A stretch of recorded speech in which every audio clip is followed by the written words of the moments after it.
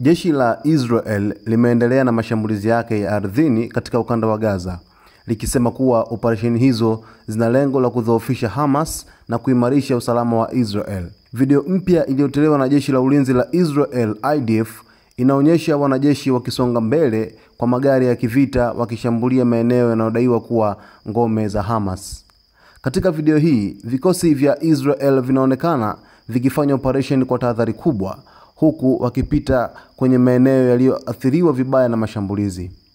Milipuko inaonekana kwenye baadhi ya sehemu, ikionyesha mapambano yanayoendelea kati ya pande mbili.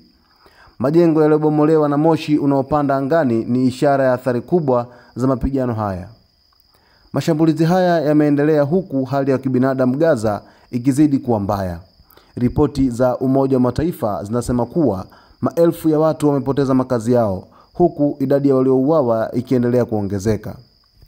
Serikali ya Israel imesisitiza kuwa operesheni hii itaendelea hadi pale malengo yao yatakapofikiwa, ikiwa ni pamoja na kudhibiti maeneo muhimu na kuhakikisha Hamas haiwezi tena kutishia usalama wa Israel.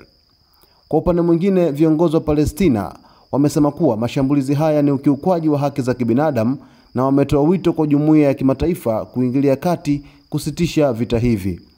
Hadi sasa hakuna dalili za mapigano haya kukoma, huku jumuiya ya kimataifa ikiendelea kutoa wito wa mazungumzo ya amani na misaada ya kibinadamu kwa waathirika wa mgogoro huu.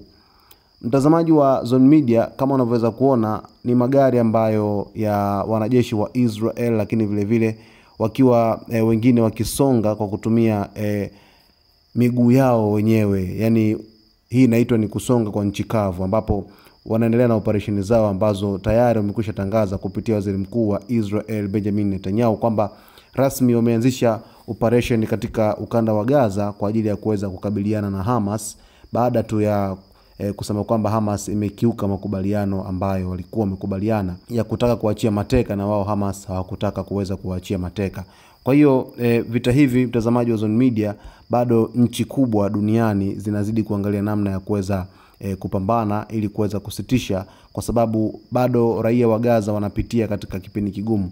Yawezekana walikuwa na tumaini kwamba huenda labda wakarejea katika maeneo yao kama ambavyo imekuwa awali, walikuwa wakiishi katika amani kabisa, lakini kitu ambacho wanakishuhudia kwa hivi sasa ni katika utofauti mkubwa kufuatia hiki ambacho kinazidi kuendelea katika ukanda wa Gaza, ambapo rasmi kabisa jeshi la Israel IDF limetangaza rasmi kuanza operesheni zake za kijeshi, ambapo limeanza na operesheni ya ardhini ambayo wanazidi kusonga mbele kuweza kukabiliana na Hamas ambao wako katika ukanda wa Gaza.